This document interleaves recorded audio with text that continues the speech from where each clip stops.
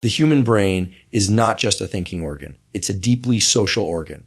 From the moment we're born, our brains are wired to seek connection. This connection is not philosophical or abstract. It is biochemical. Oxytocin, often referred to as the bonding hormone, plays a major role in building emotional attachment. When we form close relationships, our brains release oxytocin during moments of physical closeness, eye contact, trust, and shared experience. That chemical surge reinforces our sense of connection and trust with others. It's one of the reasons why letting go of someone, whether it's a partner, friend, or family member, can feel so painful. You're not just making a decision to step away mentally, you are disrupting a neurochemical feedback loop that has been reinforcing that relationship every single day. But what happens when that loop becomes maladaptive? Relationships that create chronic stress, feelings of inadequacy, emotional volatility, or codependence alter the brain's chemistry in a different way.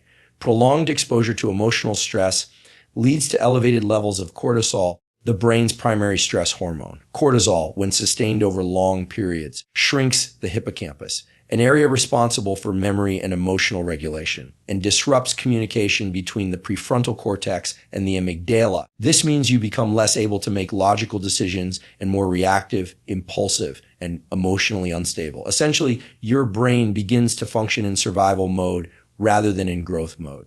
The prefrontal cortex, which governs executive function, planning, and long-term thinking, starts to lose control. Instead, the limbic system, the emotional part of the brain, takes over. When you're overly attached to someone who is no longer beneficial to your life, your brain's decision-making systems become compromised. You're no longer evaluating the relationship based on growth, purpose, or alignment. You're evaluating it based on fear. Fear of loneliness, fear of the unknown, fear of breaking the attachment loop.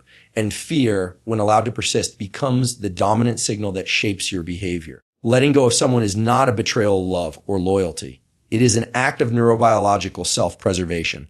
It allows your brain to recalibrate. When the stimulus, this person, this relationship, is removed, the brain experiences a withdrawal period. There may be sadness, confusion, or even physical symptoms of distress. This is expected. It's similar to the neural response seen during addiction withdrawal. Why? Because relationships can become addictive. Dopamine, the molecule of motivation and craving, is also involved in social bonding. Every time we receive validation, attention, or emotional intimacy from another person, dopamine is released. If that reward becomes inconsistent, it doesn't go away. In fact, it becomes more potent. This is known as intermittent reinforcement, and it creates one of the most powerful behavioral feed loops in psychology. The brain becomes obsessed with seeking closure, clarity, or another hit of connection, even from a source that repeatedly causes pain. So, to let go is to interrupt that loop. It's to say, this stimulus no longer serves my brain, my well-being, or my future. That kind of cognitive reappraisal, rewriting the narrative around why you are letting go, activates the dorsolateral prefrontal cortex. This region is essential for reframing thoughts and resisting urges. By practicing detachment, by reinforcing a new story around your self-worth and boundaries, you begin to strengthen the circuitry that allows for emotional independence. Moreover, letting go creates space, literally and figuratively. Without the cognitive load of emotional stress, the brain has more capacity for learning, creativity, and clarity. The default mode network, the part of the brain active during rest and self-reflection, becomes less hyperactive in repetitive loops of rumination. This quieting of internal noise allows for deeper introspection, leading to better decisions and a more coherent sense of self.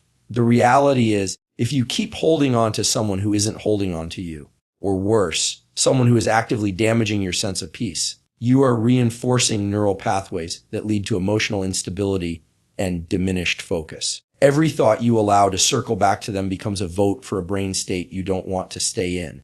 And because the brain changes through repetition, that state can become a trait.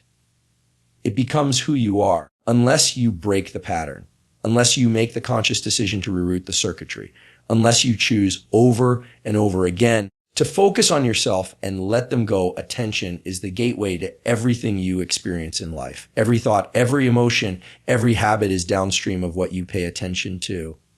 It is not a passive feature of the brain. Attention is an active, trainable mechanism that determines your reality. In neuroscience, this is referred to as top-down control, where your prefrontal cortex decides what signals from the external world and your internal world deserve priority. But here's the challenging: attention is limited. You cannot attend to everything.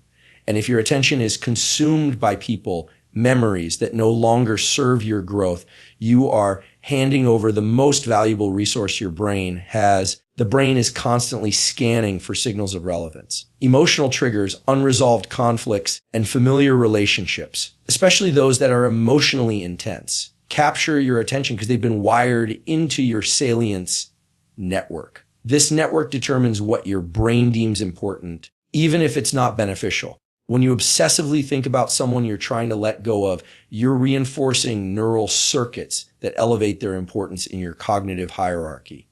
Over time, this becomes automatic. You don't choose to think about them. Your brain defaults to it. And the more you do it, the deeper those neural grooves become. The key is to take back conscious control. Redirecting attention is not about distraction. It's about relocation. Your brain thrives when it's aligned with meaningful goals, intentional practices, and clear direction. Tools like breathwork, mindfulness, and journaling are not just trendy habits. They are mechanisms for regaining control over attentional systems. For example, focused breathing, especially through the nose, activates the parasympathetic nervous system, calming the mind and creating space between stimulus and response. That space is where attention can be reoriented.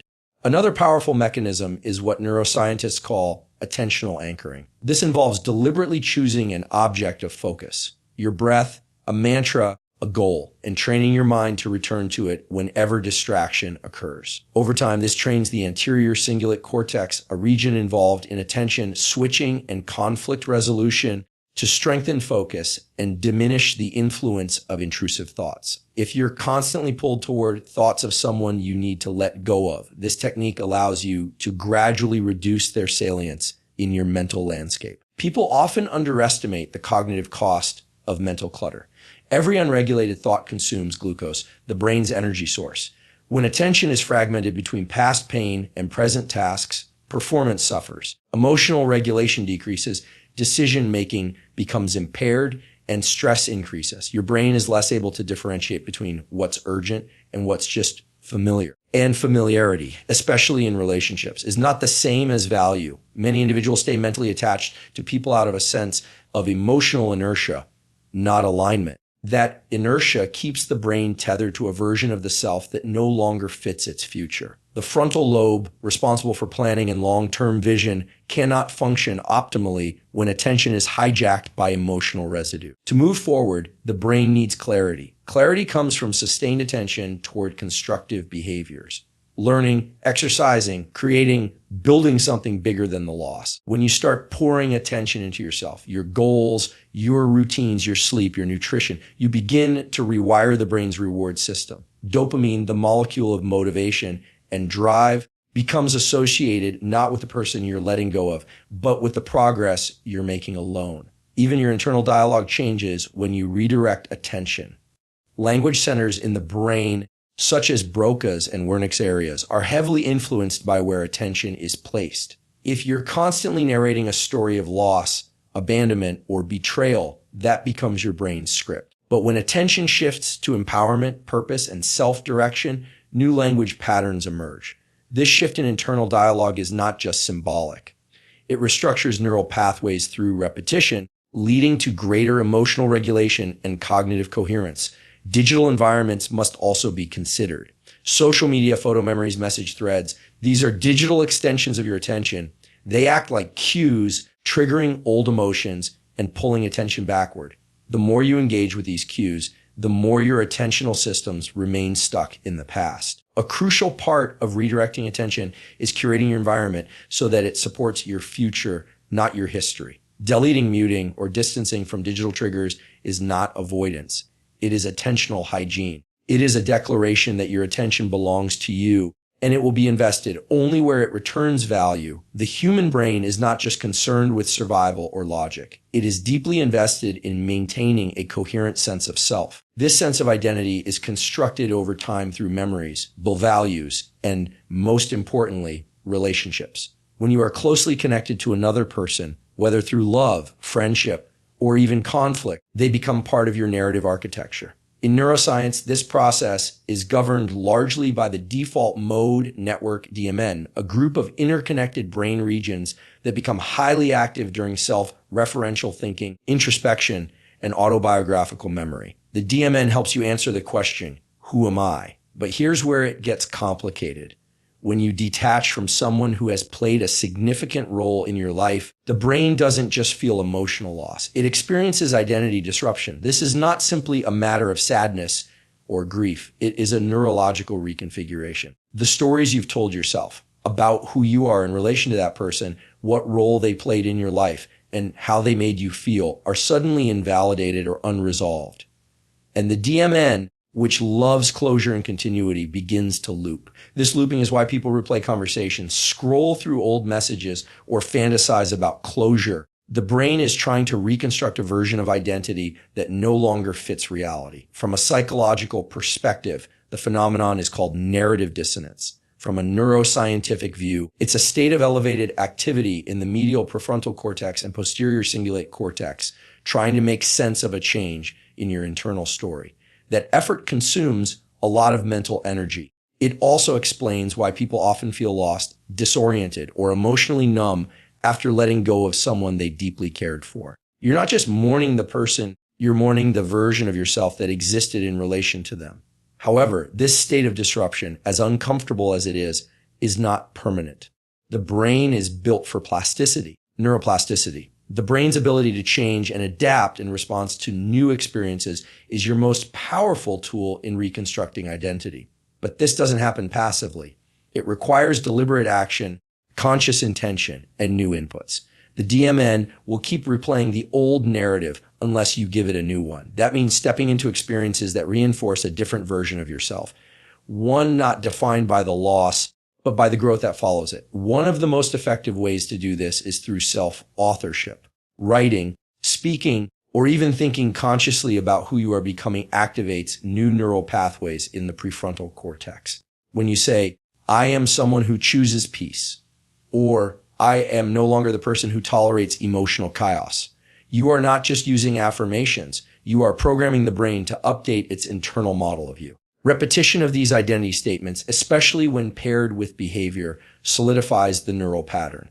Over time, that new identity becomes more real than the one tied to the person you've let go of. The emotional system of the brain, particularly the amygdala and insula, will resist this process at first. They are built to detect threat and respond to discomfort. Emotional separation from someone familiar, even if toxic, triggers feelings of danger because it challenges the brain's need for predictability. But the way through is not to avoid the pain. It is to retrain the brain to associate uncertainty with opportunity. When you begin to engage in new experiences, trying new routines, meeting new people, setting new goals, you're not just distracting yourself. You are giving the brain new patterns to reinforce. Novelty activates the hippocampus and stimulates dopamine release, both of which support learning and identity change.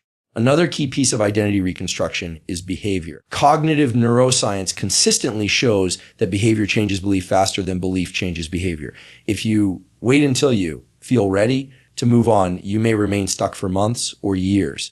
But if you begin to act like the person you want to become, making decisions aligned with your values, showing up with discipline, choosing your future over your history, the brain begins to update its narrative in real time. The dorsomedial prefrontal cortex, which plays a role in social cognition and identity awareness, adapts based on what you consistently do, not what you occasionally think. You also must be mindful of language, both internal and external. Words are not neutral. When you say things like, I'll never get over this, or they were everything to me, you're reinforcing neural loops that keep you stuck. But when you say, I'm evolving, or this is part of becoming who I was meant to be, you are actively reshaping your brain's framework for who you are becoming. Words activate circuits, and circuits create emotional states. If you want to change your identity, start with the language you use to define your experience. Emotional resilience isn't something you're born with or without. It is built, shaped, and strengthened by how you respond to discomfort. The ability to bounce back from emotional setbacks, especially after letting go of someone significant, is not merely a trait of strong individuals. It is a measurable adaptation of the brain. And like any adaptation, it requires consistent, intentional effort to develop. Neuroscience shows that emotional pain activates many of the same neural regions as physical pain, particularly the anterior cingulate cortex and the insula. This overlap explains why heartbreak, rejection, or emotional loss often feels physically painful. The brain doesn't make a strong distinction between a broken bone and a broken bond. But just like the body heals from injury through rest, nutrition, and rehabilitation, the brain can recover from emotional injury through deliberate cognitive training. When someone experiences emotional pain and chooses to face it instead of numbing it or avoiding it, the prefrontal cortex, especially the ventromedial region, engages to reinterpret the situation. This process is called cognitive reappraisal, and it's one of the most effective tools for emotional regulation. It's what allows a person to change their perspective on a breakup from "I lost everything" to "This is an opportunity to grow." Practicing reappraisal regularly reshapes the neural circuits involved in emotional processing, making it easier over time to remain grounded when future challenges arise. Resilience also involves controlling the nervous system's response to stress. When someone you care about is no longer in your life, the sympathetic nervous system may go into overdrive. Your heart rate increases, breathing becomes shallow, thoughts race. This is the classic fight or flight response. But resilience requires access to the parasympathetic system, the one responsible for calming and restoring the body. Practices like slow nasal breathing, cold exposure, and mindfulness meditation train the body to move more easily between these two states. That flexibility is a core aspect of resilience. It's not about being emotionally numb, but about being able to recover quickly from emotional intensity. Another critical factor in resilience is exposure to controlled discomfort. When you intentionally do hard things, whether it's waking up early, engaging in difficult conversations, working out intensely, or sitting quietly with your own thoughts, you're training the brain to tolerate stress. This is known as stress inoculation. It activates the locus coeruleus, a region that releases norepinephrine and is key to alertness and focus. With repeated exposure, your threshold for stress increases, and you become less likely to be overwhelmed by emotional triggers. What once felt unbearable now feels manageable, but not because the pain is gone, but because your capacity has grown. It's also important to understand the role of habits in emotional resilience. The brain is a pattern detecting machine, and it relies on routines to conserve energy.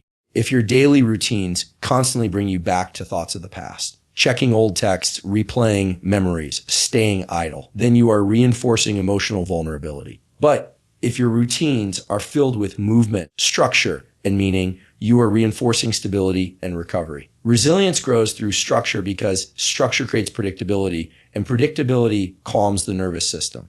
Sleep, nutrition, and light exposure play foundational roles in how resilient your brain can be. Sleep, particularly slow wave and REM sleep, is essential for emotional processing. It's when the brain consolidates memories, downregulates emotional intensity, and strengthens coping circuits.